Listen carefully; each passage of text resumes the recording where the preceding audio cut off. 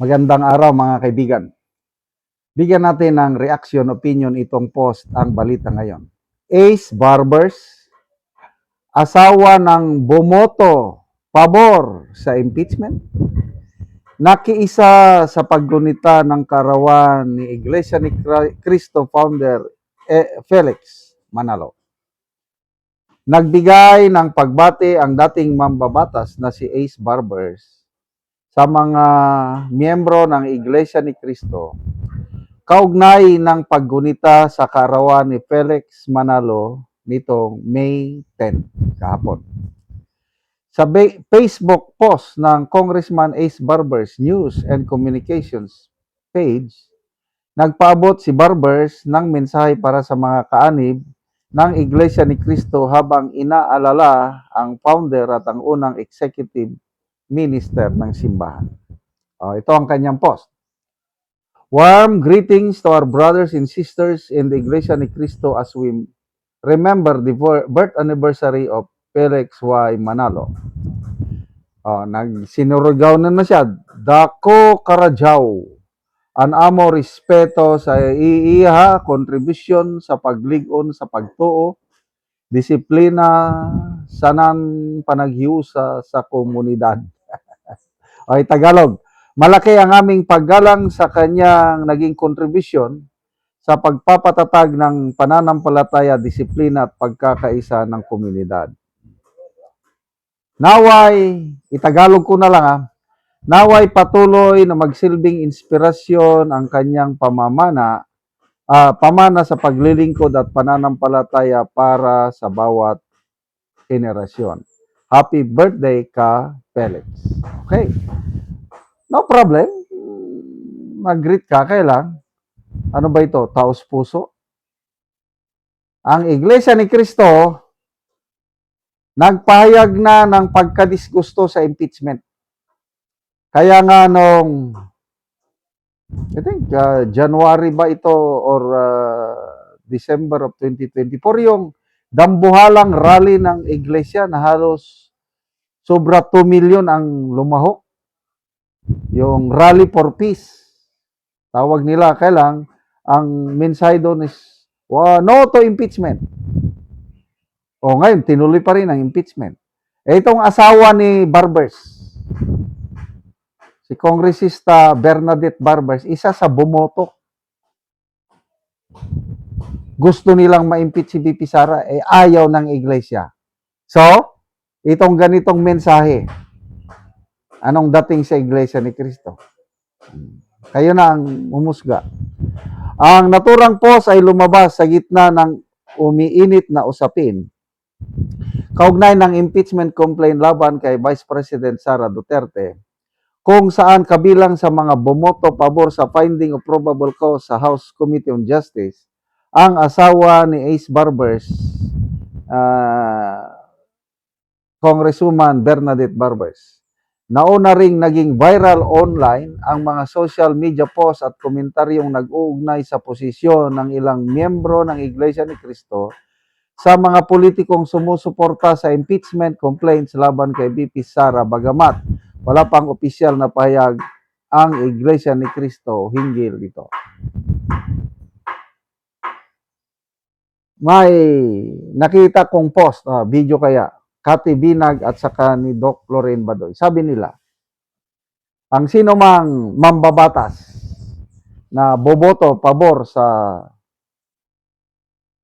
impeachment ni BP Sara will be blacklisted sa iglesia, na pati ang mga kaapo-apuhan nila hindi na sila i-endorse ng iglesia. Yun ang according to Cathy Binag and Doc Lorraine Badoy. I don't know how true.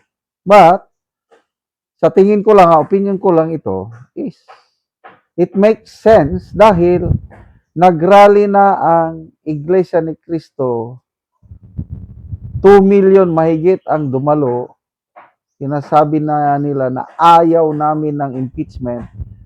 Both, ang impeachment impeachment laban kay Pangulong Marcos, impeachment laban kay BP Sara, ayaw nila. Ngayon, tinutuloy pa rin. Congresswoman Barber, siguradong boboto ngayong hapon ata ang botohan. So ngayon, mag-greet ka pa? Sige lang. May ganyan talagang ano na salita. Gandang salita nila, kailang sa loob, wala pala. So, kailangan ninyo ng endorsement ng iglesia? O sige. So, may this serve as a warning sa mga ano. Nag-warning na ang PDP Laban. Sa lahat na boboto, pabor, hindi na sila pwedeng tatanggapin sa PDP Laban kung sakaling bumaliktad sila. Kasi, ma-impeach man nila mamayang hapon si VP Sara. Pagdating naman sa botohan sa Senado, alam naman natin ang resulta. Mananalo naman si VP Sara sa ano. Kaya, ito na ngayon, kawawa, sabi ni Kipi Chu, nasa kawawang kalagayan ngayon ang mga kongresista dahil kung boboto sila sa impeachment, ma-blacklisted sila sa iglesia, wala na silang katatakbuhan. Kung ayaw naman nilang bumoto, wala naman silang matatanggap na pundo for 2 years. So, mamili sila. Anong gustuhin nila? 2 years na abundansya or 6 years na suporta ng presidente sa kanila. So, it's your choice. Sorry Sana may mga matitino pa rin kongresista. I believe na, no? Mayroon ding boboto ng no. Marami-rami rin. Kaya yun, ang bantayan natin, sino yung boboto ng no. Para yun ang suportahan natin. At ang bumoto ng yes, alam nyo na po ang inyong gagawin. Kanya-kanyang distrito tayo, bantayan natin sino-sino yung mga boboto ng yes and no. So, may nag-predict din na ngayong araw daw maraming magkakasakit o maraming mag-a-absent na mga kongresista para hindi sila maipit sa gulo. Mas mabuti na lang yung nag-absent kasi hindi sila pag-initan ng Duterte administration pagdating ng panahon. And hopefully, umaasa sila na makuha pa rin nila ang kanilang mga pundo. Grabe, no? Salamat mga kaibigan sa inyong pagsubaybay sa channel na ito. Nakakatulong kayo ng malaki sa tribong talanding ng Bukidnon dahil ang income natin sa channel na ito is pantulong po sa tribo. Namimigay tayo ng libreng yero at pako para makapagpatayo sila ng mas maayos na tirahan. Panoorin nyo ang video nito. Karon mo nag-atop sa natagaan na Mugero, so mag-atop na din siya karon.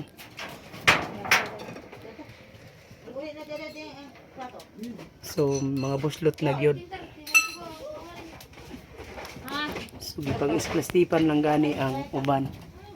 So mo na ni ang yero nga among gihatag.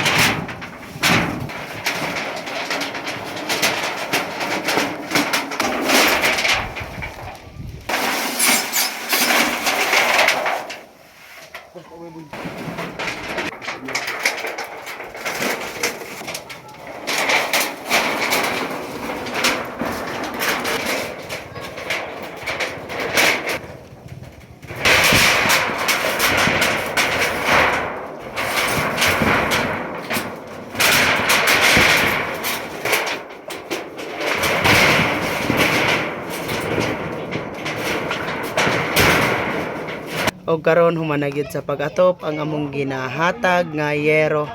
So napulihan na gyud tong mga buslot na nga ilang atop ganina. So maayo na gyud nga tan-awon. Maingod ko sa tanan.